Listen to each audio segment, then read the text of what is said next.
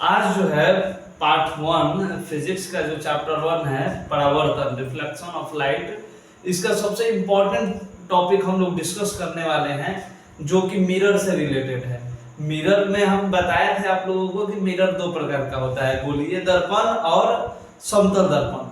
और जो इम्पोर्टेंट चीज है वो ये चीज है कि गोलीय दर्पण का भी दो पार्ट होता है, उत्तल दर्पण और अवतल दर्पण। अब उत्तल दर्पण और अवतल दर्पण में जो उसका फिगर है कि कहाँ ऑब्जेक्ट रखेंगे तो कहाँ फिगर बनेगा, कहाँ वस्तु रखेंगे तो कहाँ बनेगा उसका प्रतिबिंब वास्तविक होगा या काल्पनिक होगा, ये सब आज देखेंगे हम लोग। पिछले वीडियो में इससे रिलेटेड जितनी भी थ्योरी थी वो सारी चीज आपको क्लियर हो चुकी थी, ठीक है।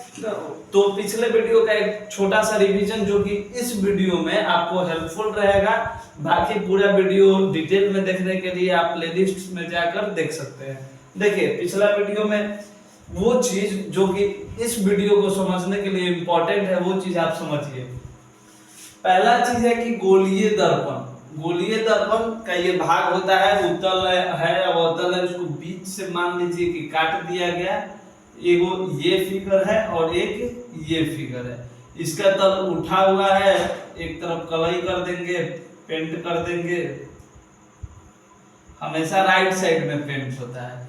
तो इसका जो परावर्तक सतह है उठा हुआ है उत्तल दर्पण कहलाता है, इसका धंसा हुआ है तो अवतल दर्पण कहलाता है। इसके जो ऊपरी और निचले छोर है उसको द्वारक बोला जाता है। ठीक इसके बीच वाले पॉइंट को पी बोला जाता है। इसका जितना भी अगर पूरा गोला होता तो जो इसका सेंटर है इसमें इसको वक्रता केंद्र बोला जाता है। सेंटर और प्रिंसिपल एक्सिस को मिलाने वाली रेखा वक्रता त्रिज्या और ये पूरा मिलाने वाली रेखा को मुख्य अक्ष भी कहते हैं। वक्रता त्रिज्या फोकस दूरी इसकी आधी होती है, एकदम मिड पॉइंट में होता है। वक्रता त्रिज्या फोकस दूरी वक्रता त्रिज्या की आधी होती है। फॉर्मूला भी है कि F बराबर R/2। ठीक, अब इसके बाद जो जरूरी नियम था क्या था, इसमें भी सेम चीज, इसका सेंटर इधर होता है क्योंकि जब ये गोला कंप्लीट करेगा तो इसका सेंटर इधर आएगा, तो इसमें वक्रता त्रिज्या इधर होता है, F इधर होता है। इंपॉर्टेंट चीज क्या हो जाता है कि किसका F निगेटिव होता है और किसका F पॉजिटिव होता है। तो देखिए अगर एक्सिस पे हम लोग देखें, ये x है और ये y है। राइट साइड में x पॉजिटिव होता है और लेफ्ट साइड में x निगेटिव होता है। अपर साइड में y पॉजिटिव होता है और लोअर साइड में y निगेटिव होता है, ठीक है। तो जो जहां पे पोल है वहां पे मेन एक्सिस का मिड पॉइंट हम लोग मान लेते हैं, मध्य बिंदु, मूल बिंदु, ठीक है। अब इधर साइड में राइट साइड में x जो है पॉजिटिव होता है, यानी कि हम लोग कह सकते हैं कि उत्तल दर्पण का फोकस दूरी धनात्मक होता है, यानी कि पॉजिटिव होता है। अवतल दर्पण में अगर ये मुख्य अक्ष से लेफ्ट साइड में है, लेफ्ट साइड में x निगेटिव होता है, तो हम लोग ये कह सकते हैं कि अवतल दर्पण की फोकस दूरी वक्रता त्रिज्या ऋणात्मक होती है, यानी कि निगेटिव होता है, ठीक है। इससे रिलेटेड तीन नियम क्या बताए थे कि अगर कोई अवतल दर्पण हो या उत्तल दर्पण हो, बस गोलीय दर्पण, उत्तल दर्पण हो या अवतल दर्पण, तीनों नियम दोनों में सेम ही होता है। पहला नियम क्या है कि अगर मुख्य अक्ष के समानांतर जाए, अगर कोई भी रेखा किरण मुख्य अक्ष के समानांतर जाती है तो दर्पण से परावर्तन के बाद वह फोकस से होकर गुजरेगी। दर्पण से परावर्तन के बाद फोकस से होकर गुजरेगी, ये पहला नियम है। दूसरा नियम क्या है? दूसरा नियम इसका जस्ट रिवर्स है कि अगर कोई भी लाइन जो है अगर फोकस से होकर गुजरती है, कोई भी किरण फोकस से होकर गुजरती है तो परावर्तन के बाद मुख्य अक्ष के समानांतर जाएगी। पहले में क्या था कि अगर समानांतर जाती है मुख्य अक्ष के तो दर्पण से परावर्तन के बाद वह फोकस से होकर जाएगी। लेकिन दूसरा नियम कि अगर फोकस से होकर जाती है तो परावर्तन के बाद वो मुख्य अक्ष के समानांतर निकल जाएगी। दो नियम। तीसरा नियम देखिए, तीसरा नियम है कि अगर कोई भी गोलीय दर्पण है कोई भी गोलीय दर्पण PCF अगर C से होकर जाएगा, कोई भी किरण C से होकर जाएगी, प्रकाश की किरण, तो परावर्तन के बाद फिर उसी रास्ते मतलब C से होकर ही वापस लौट जाएगी। याद रखिएगा और नोट्स में ये सारा पॉइंट नोट भी कर लीजिएगा कि जब C से होकर जाएगी तो परावर्तन के बाद C से होकर ही वापस लौट जाएगी। 1 2 3 नियम हो गया। चौथा नियम क्या था? देखिए चौथा नियम,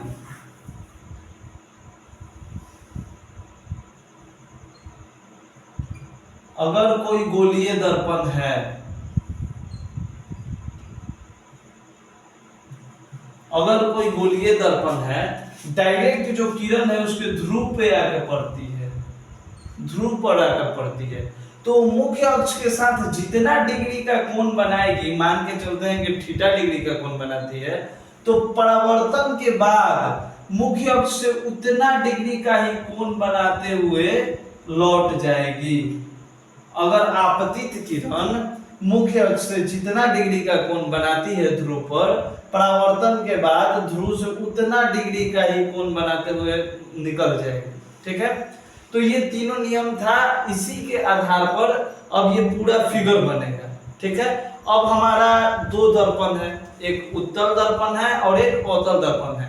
जैसा कि पिछला क्लास में हम आप लोगों से बताए थे कि उत्तल दर्पण और अवतल दर्पण में डिफरेंस याद कर लीजिएगा, वास्तविक प्रतिबिंब और काल्पनिक प्रतिबिंब में अंतर याद कर लीजिएगा, काफी इंपॉर्टेंट है और समझने में भी इस चैप्टर को काफी आसानी हो जाएगा।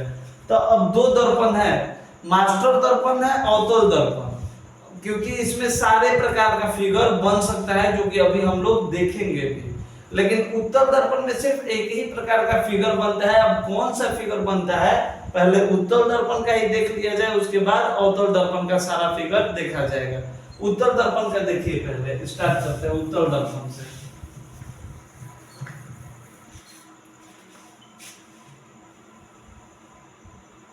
देख पा रहे होंगे आप कि इसका परावर्तक सतह उभड़ा हुआ है, उठा हुआ है, तो इसको बोलेंगे उत्तल दर्पण। और ये हमारा मुख्य अक्ष हुआ, ये हमारा मुख्य अक्ष हुआ। अब बीच वाला पॉइंट है P, ये द्वारक है, इसका सेंटर बीच में आएगा C और इन दोनों के ठीक बीच में होता है F। आप लोग जब भी बनाइएगा तो पूरा ज्योमेट्री बॉक्स का यूज करके बनाइएगा। हम तो हाथ से बना रहे हैं तो हो सकता है कि फिगर इधर उधर हो जाए, लेकिन जब ज्योमेट्री बॉक्स आप यूज कीजिएगा तो आपका एक्यूरेट फिगर बनेगा, जो कि सही में अवतल दर्पण के साथ चाहे उत्तल दर्पण के साथ वो घटनाएं होती है।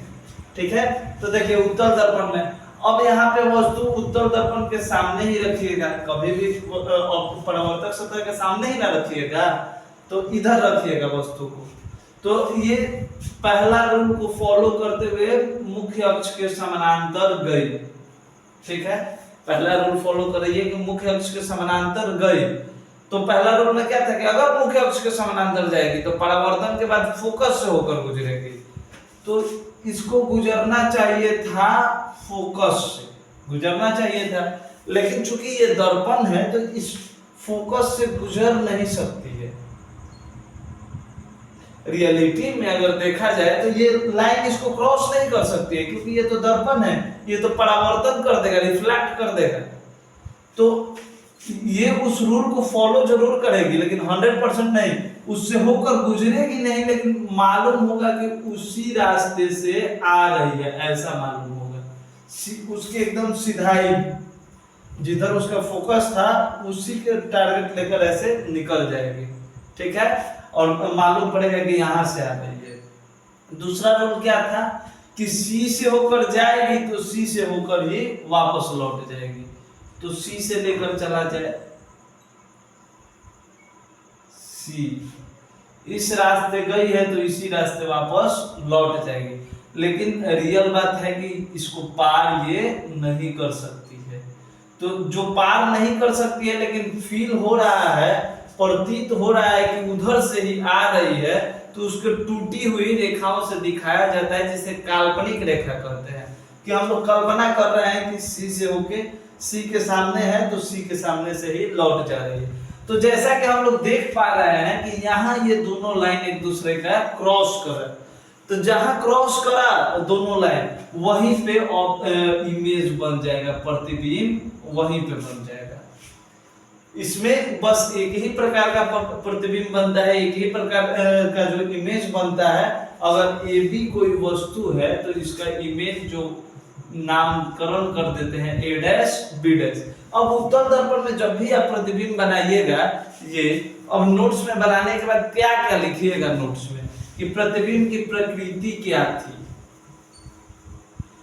नेचर क्या है प्रतिबिंब का। पहला बात कि मिरर के पीछे तो कोई लाइन जा नहीं सकता है और इसका इमेज पीछे ही बना है, इसका मतलब कि प्रतिबिंब काल्पनिक बना है। काल्पनिक प्रतिबिंब को ही टूटी टूटी रेखाओं से दर्शाया जाता है। दूसरा पॉइंट कि सीधा बना है, काल्पनिक प्रतिबिंब हमेशा सीधा ही बनता है।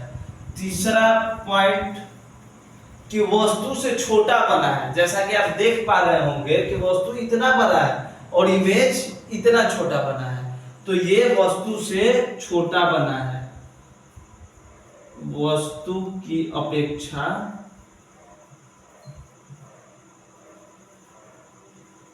छोटा बना है, छोटा बनेगा। ये उत्तल दर्पण था।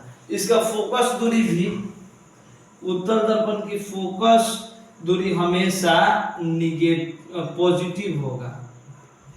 इधर साइड है, राइट साइड में एक्स एक्सिस हमेशा पॉजिटिव होता है। तो ये 4 पॉइंट, अगर आपको कोई पॉइंट दिख रहा होगा तो आराम से एक पॉइंट आप बढ़ा भी सकते हैं।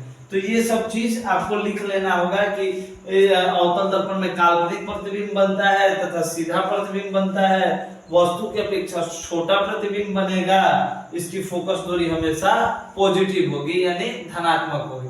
अवतल दर्पण से रिलेटेड सिर्फ एक ही फिगर था। अब आ जाते हैं हम लोग उत्तल दर्पण में। अच्छा, अवतल दर्पण में जो है इतनी बड़ी वस्तु का इतना छोटा इमेज बना, तो इसका एक यूज भी है।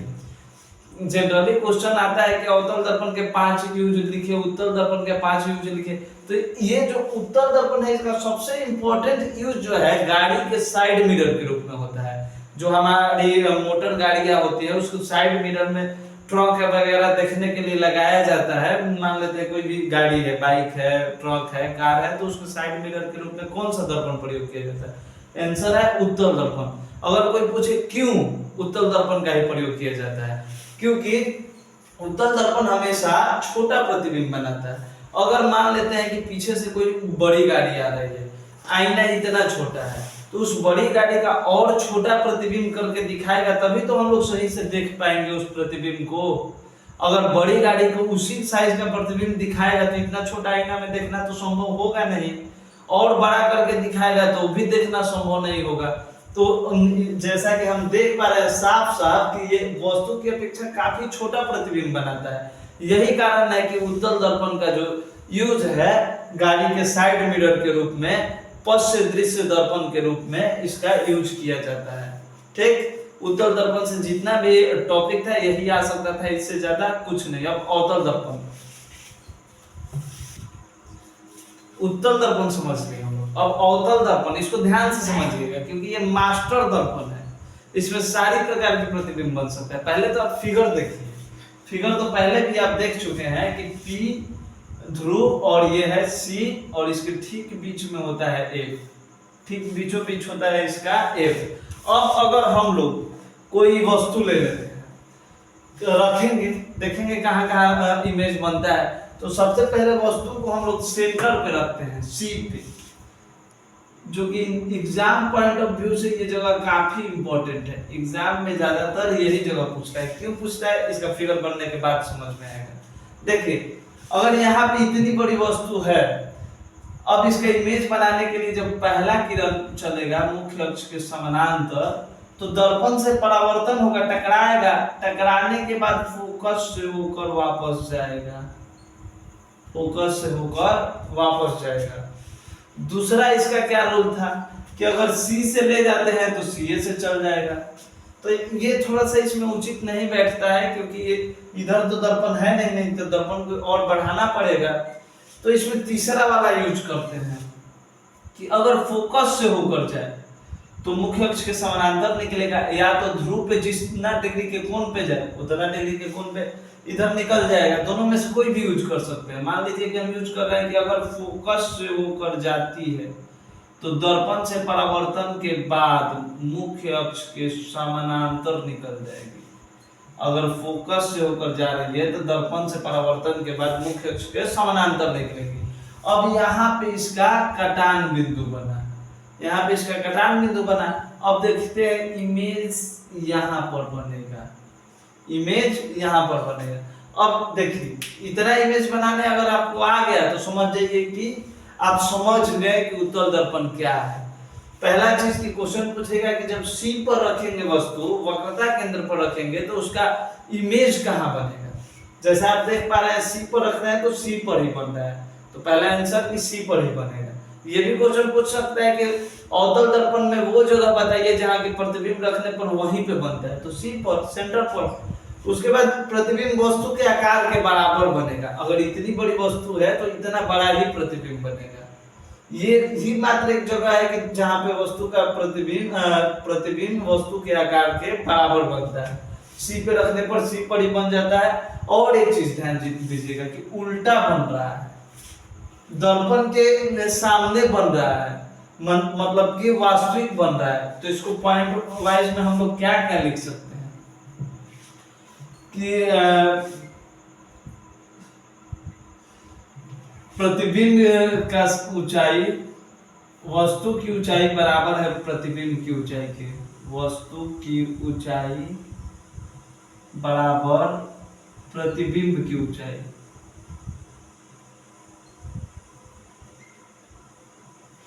वस्तु की ऊंचाई और प्रतिबिंब की ऊंचाई बराबर है। आप लोग ऐसे भी लिख सकते हैं कि सी पर वस्तु रखने पर प्रतिबिंब वस्तु के आकार के बराबर बनता है। दूसरा पॉइंट, प्रतिबिंब यानी इमेज सी पर ही बनेगा। ठीक है। क्वेश्चन पहले इसको बनाने से पहले लिखिएगा कि जब अवतल दर्पण में वस्तु को सी यानी वक्रता केंद्र पर रखा जाए तो क्वेश्चन ये होगा, तब इसका फिगर और ये सब आंसर होगा कि प्रतिबिंब सी पर ही बनेगा। उसके बाद वस्तु का आकार और प्रतिबिंब का आकार बराबर होगा, ये भी लिख सकते हैं। प्रतिबिंब दर्पण के सामने बनेगा। देख पा रहे हैं, प्रतिबिंब दर्पण के सामने बन रहा है। चौथा, प्रतिबिंब उल्टा बनेगा।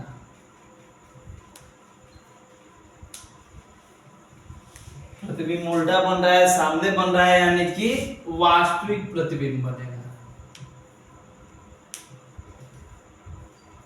वास्तविक प्रतिबिंब बनेगा। ठीक है। और भी कुछ अगर आप देख पा रहे हैं तो वो भी लिख सकते हैं। मिनिमम 5 पॉइंट हम लिख दिए हैं कि सी एक ऐसा जगह है जहाँ की वस्तु रखने पर सी पर ही प्रतिबिंब बनता है, उसका आकार उसके आकार के बराबर बनता है, वास्तविक प्रतिबिंब बनता है, उल्टा बनता है, दर्पण के सामने बनता है। ठीक है। अब हम लोग सी पर वस्तु रख दिए तो ये आया आंसर। अब वस्तु को अगर हम सी पर ना रख के सी और एफ के बीच में रखें तो प्रतिबिंब कहाँ बनेगा और उसका प्रकृति क्या होगा। ठीक है। तो देखते हैं अभी अवतल दर्पण में सी पर रख के देख लिए थे। अब की बारी है सी से एक स्टेप आगे बढ़ते हैं, इधर साइड में सी और एफ के बीच में वस्तु रखते हैं। अब देखते हैं इसका प्रतिबिंब यानी इमेज कहाँ बनता है और उसकी प्रकृति क्या होती है। तो पहला रूल फॉलो करते हैं कि जब मुख्य अक्ष के समानांतर जाए तो परावर्तन के बाद फोकस से होकर गुजरे। ठीक है। कोई भी 2 रूल फॉलो करना है। 4 रूल लिखवाए हैं आप लोगों को, कोई भी 2 रूल ही फॉलो करना है। दूसरा आपकी बार रूल फॉलो करते हैं, ये भी कर सकते हैं कि फोकस से जाएगा तो मुख्य अक्ष के समानांतर निकलेगा। ये रूल भी फॉलो कर सकते हैं कि ध्रुव पर जितने डिग्री के कोण पर गिरा, परावर्तन के बाद उतने डिग्री के कोण से ही रिफ्लेक्शन हो जाएगा, परावर्तित हो जाएगा। जितना डिग्री के कोण पे, बस ये एंगल और ये एंगल इक्वल होना चाहिए। तब हम देख रहे हैं कि यहाँ पे कट रहा है, ठीक, यानी इमेज यहाँ पर बनेगा। स्केल से अगर इस लाइन को मिलाते हैं हम लोग तो ये दिखता है हमको, ठीक है। अगर ए बी कोई वस्तु है तो इसका image A dash B dash दिखता है, ठीक है। जहां कटेगा वहां प्रतिबिंब बनेगा। एक सी पर था तो सी पर ही बना, सी से एक स्टेप आगे बढ़ा दिए वस्तु को, तब प्रतिबिंब सी से एक स्टेप पीछे बढ़ गया। ये चीज भी ध्यान रखना है कि सी पर था तो सी पर ही बन रहा था, एक स्टेप आगे गया तो इमेज एक स्टेप पीछे चला गया। और क्या क्या देख पा रहे हैं, अभी भी सामने बन रहा है, उल्टा बन रहा है, यानी वास्तविक बन रहा है। वस्तु इतना छोटा है और इमेज इतना बड़ा है, मतलब वस्तु की अपेक्षा बड़ा बन रहा है। तब यही सब चीज को पॉइंट वाइज लिख देंगे और क्वेश्चन में क्या लिखेंगे कि जब वस्तु को सी और अवतल दर्पण के सामने सी और एफ के बीच रखा जाए, ये क्वेश्चन है और ये इसका सॉल्यूशन है, ठीक है। ये फिगर बनाने के बाद लिखेंगे कि प्रतिबिंब यानी इमेज सी और एफ के बीच बनेगा, सी और अनंत के बीच बनेगा, एफ नहीं अनंत। वस्तु सी और एफ के बीच में है तो सी और एफ के बीच नहीं, सी और इधर तो अनंत है, अनंत के बीच में बनेगा। दूसरा प्रतिबिंब दर्पण के सामने बनेगा,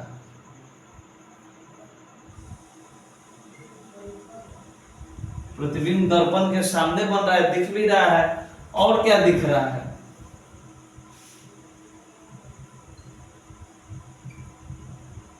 उल्टा बनेगा,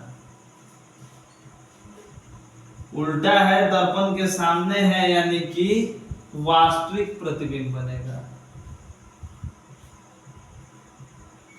वास्तविक प्रतिबिंब बनेगा। उल्टा बनेगा, सामने बनेगा, वास्तविक बनेगा। और जो दिख रहा है वो लिखना है, वस्तु की अपेक्षा बड़ा बनेगा, प्रतिबिंब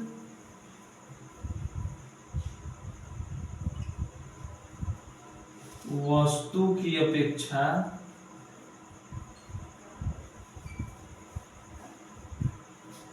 बड़ा बनेगा। 5 पॉइंट फिर हो गया, ठीक है। अब एक स्टेप बढ़ाए थे तो यहाँ, अब एक स्टेप और बढ़ाते हैं। अब की बार जो है वस्तु को फोकस पे रखते हैं। आशा है कि आप सी और एफ के बीच वाला समझ गए होंगे। अब सीधा समझना है कि अगर ऑब्जेक्ट को यानी वस्तु को फोकस पे रख दे तो प्रतिबिंब कहाँ बनेगा, ठीक है। उसके लिए अब वस्तु को सीधे एफ पे रख देते हैं, फोकस पे, और देखने के लिए आ गए हैं कि अगर फोकस पे रहेगा तो प्रतिबिंब कहाँ बनेगा, ठीक है। तो फोकस पे जब वस्तु को रखते हैं, पहला रूल फॉलो करते हैं कि मुख्य अक्ष के समानांतर ले जाते हैं। तो मुख्य अक्ष के जब भी समानांतर जाएगा कोई किरण तो दर्पण से परावर्तन के बाद वो फोकस से होकर निकलेगा। तो मुख्य अक्ष के समानांतर, अब दर्पण से परावर्तन के बाद ये फोकस से होकर निकल गया इस रास्ते। दूसरा रूल हम लोग ये भी सी वाला भी एक बार कर लेते हैं कि अगर सी से जाएगा तो सी से ही वापस लौटेगा। तब यहाँ से तो सी पर जाना संभव है नहीं, तो मान लेते हैं कि इसके सीधाई में ऐसे जा रहा है तो वापस भी इसी रास्ते लौट जाएगा। अगर सी से जा रहा है तो सी के रास्ते ही यहाँ पे सी मानना पड़ेगा। स्केल नहीं है इसलिए थोड़ा सा मिस्टेक हो रहा है। आप लोग स्केल और instrument box, geometry box use करके ही बनाइएगा। तो सी से जा रहा है तो सी से ही वापस लौट जा रहा है। अब देखने के लिए अगर हम लोग आए कि इमेज बन कहाँ रहा है, जब ध्यान से हम लोग देखेंगे तो पता चलेगा कि इमेज तो कहीं बना ही नहीं, ये समानांतर किरण निकलते चली गई। ठीक है, तो जब इमेज कहीं बना नहीं तब लिखेंगे क्या हम लोग? इसका तो पहले क्वेश्चन लिखेंगे कि जब वस्तु को एफ यानी फोकस पे रखने पर जब पहला रूल फॉलो किए तो फोकस से होकर निकल गई, दूसरा सी से गया तो सी से होकर निकल गया। कोई भी रूल फॉलो करेंगे ये समानांतर किरण ही हमको मिलेगी। ठीक, तो अब इसके बारे में पहला पॉइंट कि ये प्रतिबिंब बनेगा कहाँ, तो प्रतिबिंब धीरे धीरे धीरे धीरे दूर चलते चला जाएगा। समानांतर किरण तो हालांकि मिलती नहीं है, फिर भी माना जाता है कि अनंत पर इंफिनिटी पे जाके कहीं मिल जाए वो किरण, क्योंकि अनंत और इंफिनिटी पे कोई गया नहीं है आज तक। तो प्रतिबिंब अनंत पर बनेगा।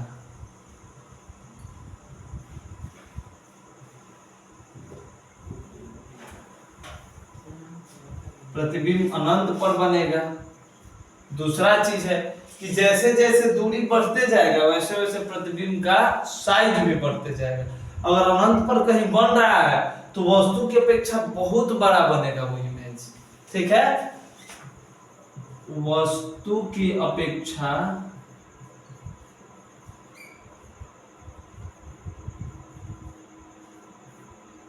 बहुत बड़ा बनेगा।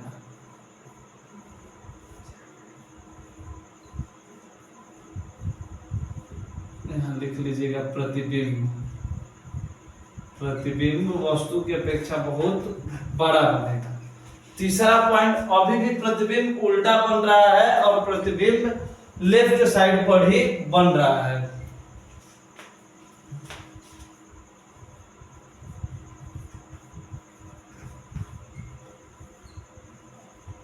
प्रतिबिंब बड़ा हो गया है, दर्पण के सामने बनेगा। दर्पण के सामने बनेगा। सामने जब जब बनेगा तब वास्तविक बनेगा। वास्तविक बनेगा। पांचवा पॉइंट क्या लिख सकते हैं? 1 2 3 4 पांचवा पॉइंट उल्टा बनेगा। उल्टा बनेगा, प्रतिबिंब उल्टा बनेगा।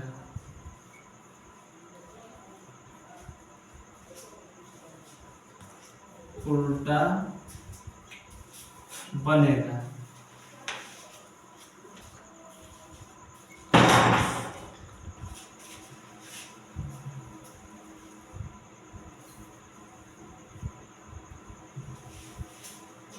अब की जो वस्तु है सी पर रख दिए थे, सी एफ के बीच में रख दिए थे, एफ पे रख दिए थे।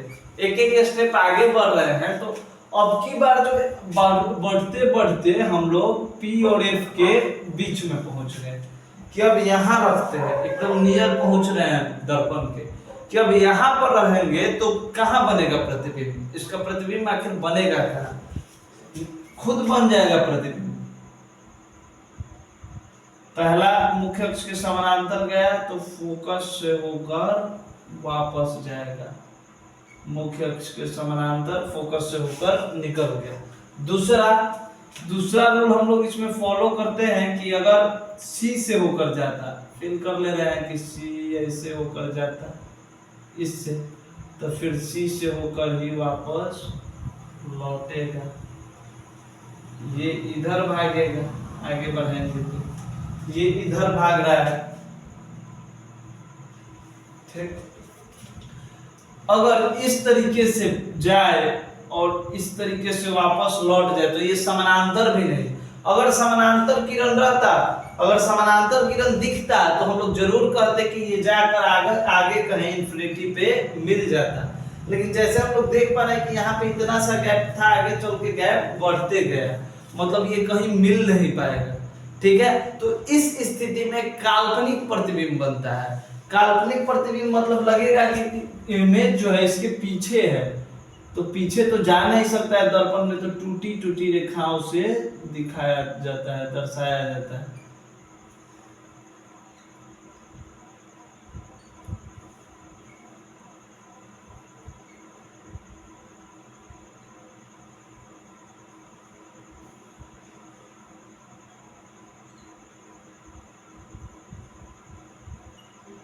यहाँ इमेज बना, सीधे जाते जाते जाते जाते यहाँ इमेज बन गया। ये रहा आपका इमेज। चूंकि दर्पण के पीछे लाइट पार नहीं कर सकता है, इसलिए इसे काल्पनिक रेखा बोलते हैं, और काल्पनिक रेखा को हमेशा टूटी हुई रेखाओं से दर्शाया जाता है। तो ये इमेज बना। ठीक, इमेज कैसे बना ये तो क्लियर है। अब इसकी विशेषताएं क्या क्या थी? जब P और F के बीच वस्तु रखेंगे तो इसकी विशेषताएं क्या क्या थी?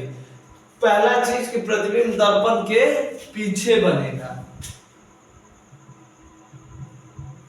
प्रतिबिंब दर्पण के पीछे बनेगा। दूसरा चीज कि प्रतिबिंब सीधा बन रहा है। अब तक जितना हम लोग देखे थे उल्टा बना था। पहला बार अवतल दर्पण में प्रतिबिंब सीधा बनेगा, सीधा बनेगा। और क्या देख पा रहे हैं कि प्रतिबिंब वस्तु की अपेक्षा बड़ा बनेगा। प्रतिबिंब वस्तु की अपेक्षा बड़ा बनेगा। चौथा पॉइंट, प्रतिबिंब वस्तु की अपेक्षा बड़ा बनेगा, प्रतिबिंब दर्पण के पीछे बनेगा। प्रतिबिंब दर्पण के पीछे बनेगा, लिख लिया हम लोग। सीधा बनेगा, ये भी हो गया है। प्रतिबिंब वस्तु की अपेक्षा बड़ा बनेगा, ये भी हो गया है। और जब पीछे बन रहा है, टूटी हुई रेखाओं से दर्शाया जा रहा है, सीधा बन रहा है, तो जाहिर सी बात है कि काल्पनिक प्रतिबिंब बनेगा। काल्पनिक प्रतिबिंब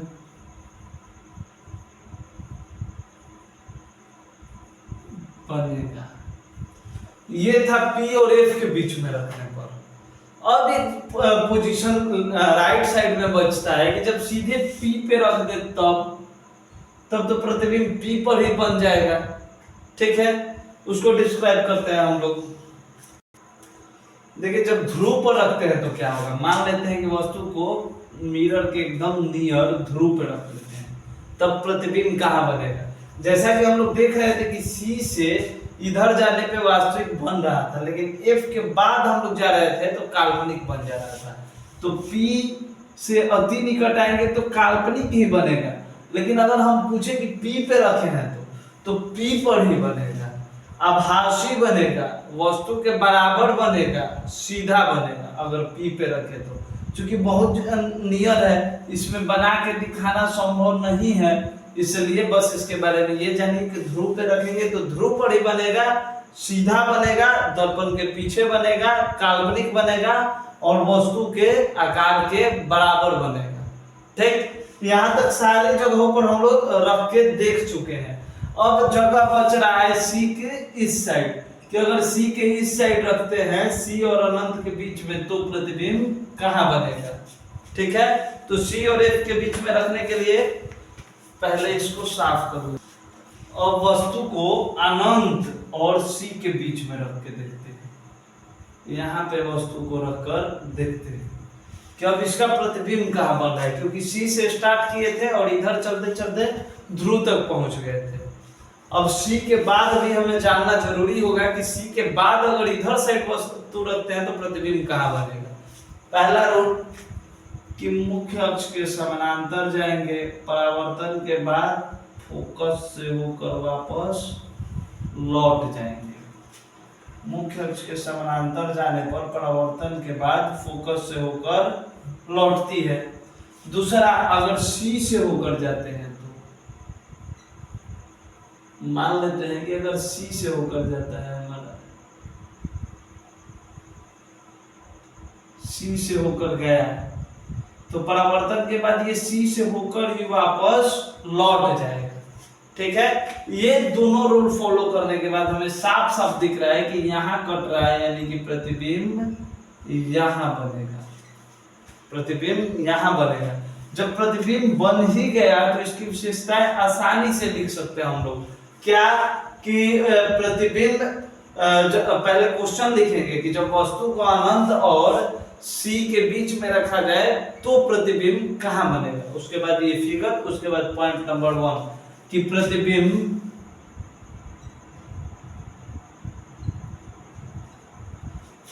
सी और एफ के बीच बनेगा। अगर ए बी वस्तु का नाम है, ए डैश बी डैश इमेज का नाम है, प्रतिबिंब का नाम है, तो प्रतिबिंब सी और एफ के बीच बनेगा। प्रतिबिंब सी और एफ के बीच बनेगा। दूसरा पॉइंट क्या है, प्रतिबिंब सी और एफ के बीच बनेगा। दूसरा पॉइंट है कि वस्तु की अपेक्षा छोटा बनेगा, वस्तु की अपेक्षा छोटा बनेगा। दिख रहा है साफ साफ कि प्रतिबिंब वस्तु की अपेक्षा छोटा बन रहा है।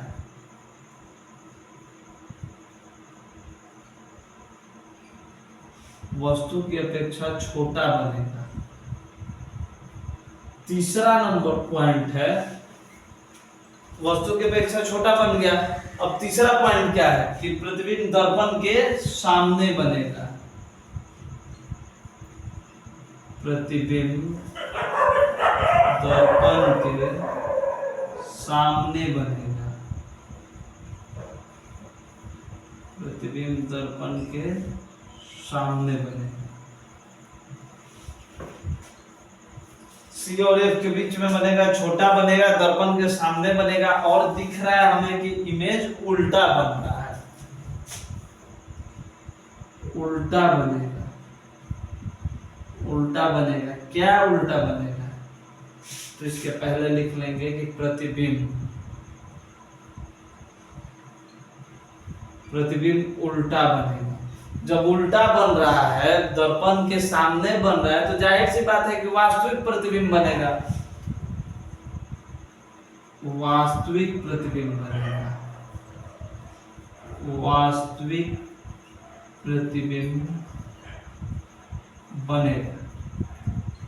ये था सी और अनंत के बीच में रखने पर। अब एक चीज आता है कि ये एक चीज और समझ लीजिए कि जैसे हम बताए थे कि उत्तल दर्पण में फोकस दूरी धनात्मक होता है, वैसे इसमें देखा जाए तो फोकस दूरी लेफ्ट साइड में है और लेफ्ट साइड में हमेशा x निगेटिव होता है, यानी कि फोकस दूरी इसमें क्या होगा, निगेटिव होगा। ये रटने वाला चीज नहीं है, बस ये समझने वाला चीज है। ठीक है, अब एक जगह बचा कि अगर कोई वस्तु अनंत पर हो तब उसका प्रतिबिंब कहाँ बनेगा। ठीक है, तब अनंत पे वस्तु को रखेंगे और रख कर देखेंगे कि प्रतिबिंब कहाँ बनेगा। अब वस्तु को अनंत पर रखा जाए। अब कहने का मतलब कि वस्तु को अनंत पर रखना है, लेकिन अनंत है कहाँ? अनंत मतलब कि जिसका ना हो अंत। जब अंत नहीं है तो वस्तु रखेंगे कहाँ?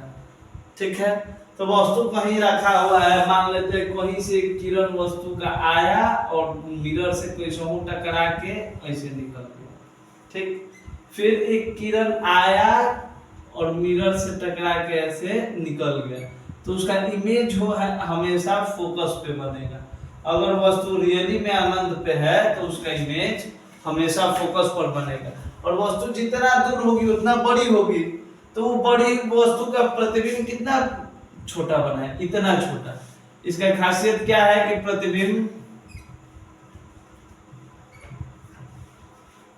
दर्पण के सामने बनेगा। सामने दिख रहा है ना बनता हुआ, सामने बनेगा। दूसरा पॉइंट है कि उल्टा बनता हुआ दिख रहा है, उल्टा बनेगा। उल्टा है, सामने है, यानी वास्तविक बनेगा, वास्तविक बनेगा। और बनेगा कहाँ? फोकस पर बनेगा, फोकस पर बनेगा। और सबसे लास्ट पॉइंट है कि वस्तु की अपेक्षा बहुत छोटा बनेगा, वस्तु की अपेक्षा बहुत छोटा बनेगा।